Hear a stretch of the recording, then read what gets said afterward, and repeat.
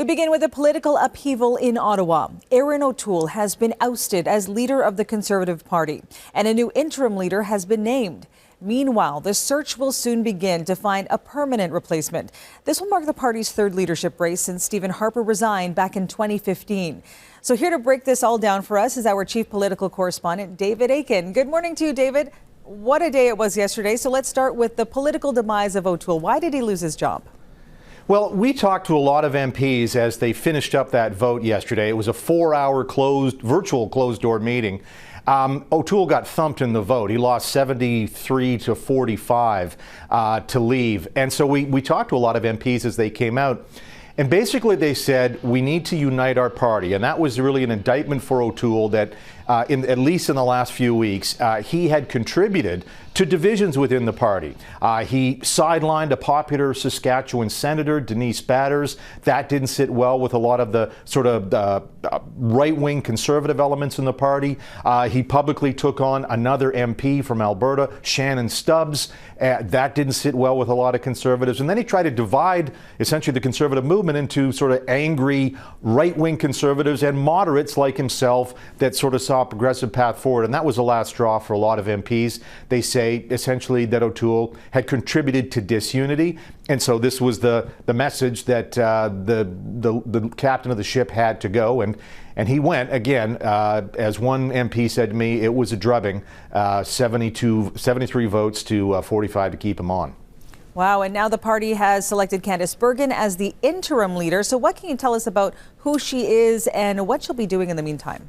Sure. So Candice Bergen first came to Ottawa in 2008. She did have a junior cabinet position in the government of Stephen Harper. She represents the southern Manitoba riding of Portage-Lisgar. And of some interest, that particular riding had one of the highest percentage of People's Party of Canada votes, the PPC.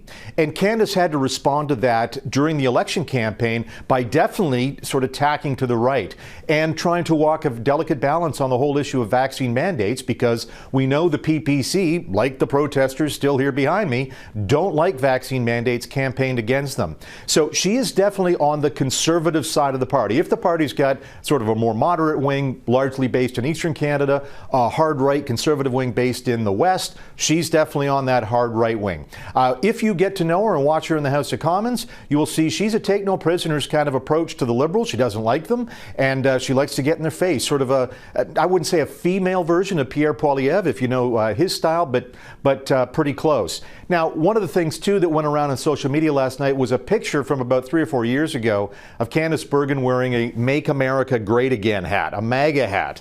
And, you know, right away, the Liberals sort of, and the other opponents of the Conservatives jumped on this by saying, you know, Canadians don't like that whole Trumpism, Trump-style stuff. But this is where we're at, sort of in the divisions within Canada. On the Conservative side of the ledger, wearing a MAGA hat is a feature, not a bug. There's no problem with that. It's one of the things that sort of makes Candice Bergen perhaps popular among Conservatives, though it can be alienating among other Canadians who really don't like Trump. So her job now is to set the stage for a national leadership race and try to pull the caucus together at a difficult time. So who do you think is going to run for leader, and any buzz on who might actually win? This is, I'm going to give a process answer first because it really depends on the rules. The rules will be set by a committee of the governing National Council of the party. It's going to take a little while to put the committee together. If the race is a longer race, that means you might see more candidates get in, candidates from outside the caucus. If it's a short race, and a lot of people yesterday were asking for a short race, that is going to be the advantage of a candidate like Pierre Poilievre. He's the fan favorite right now within the Conservative Party, arguably with Michelle Rempel-Garner. And so a short race really benefits him, and people were talking up his candidacy yesterday. One, if it goes longer from outside the party, put this name around for right now. Mark Mulroney, the 42-year-old son of the former Prime Minister Brian Mulroney, is a Bay Street banker right now. I can tell you there's a lot of senior members of the Conservative movement in Canada that like Mark Mulroney as a potential leader that could expand the base. He's bilingual, and I think people will be knocking on his door. All right, so we're going to have to keep a close eye on that. David Akin, thanks so much for breaking it all down for us in Ottawa.